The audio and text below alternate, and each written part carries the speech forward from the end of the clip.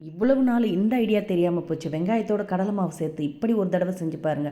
அதுக்கு 3 medium size வெங்காயத்தை இது மாதிரி கட் பண்ணி தனித்தனியாக பிரித்து போட்டு கொஞ்சம் உப்பு சேர்த்து பெசரி வச்சுடுங்க. தண்ணீர் பிரிஞ்சு வரட்டும். இப்போ மிக்சர் ஜாரில் 2 மீடியம் சைஸ் பழுத்த தக்காளி, பச்சை மிளகா, இஞ்சி, பூண்டு எல்லாத்தையும் தண்ணி சேர்க்காமல் கட்டி அரைச்சி வச்சுக்கோங்க. வானலில் தாளிக்கிறதுக்கு சோம்பு, ஜீரகம், பட்டை, லவங்கம், கிராம்பு எல்லாம் புரிஞ்சதும் இதோட வெங்காயம், அரைச்செடுத்த தக்காளி விழுது, கூடவே மிளகாய்த்தூள், மல்லித்தூள், கரம் மசாலா பொடி சேர்த்து நல்லா கொதித்து எண்ணெய் பிரிஞ்சு வந்ததும் இதோட 2 கப் அளவுக்கு தண்ணீர் ஊற்றி கலந்துக்கங்க. கிரேவி எந்த அளவுக்கு தேவையோ அந்த அளவுக்கு தண்ணீர் சேர்த்துக்கங்க. இன்னொரு மிக்சிங் பவுலில் 1 கப் அளவுக்கு கடலை மாவு, 150 கிராம் கடலை மாவு, இஞ்சி பூண்டு விழுது, மிளகாய்த்தூள், உப்பு, மஞ்சத்தூள் எல்லாம் சேர்த்து நல்லா கொஞ்சம் தண்ணி விட்டு கெட்டியாக கலந்துக்கங்க.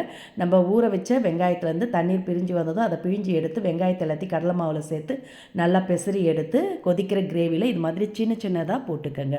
போட்டு நல்லா ஒரு 2 கொதி வந்ததும் கலந்துட்டு இறக்குனீங்கன்னா நல்லா மணக்க மணக்க சுவையான டிஃப்ரெண்ட்டான ஒரு சைடிஷ் ரெடி. சப்பாத்தி, தோசைக்கெலாம் சூப்பராக இருக்கும்.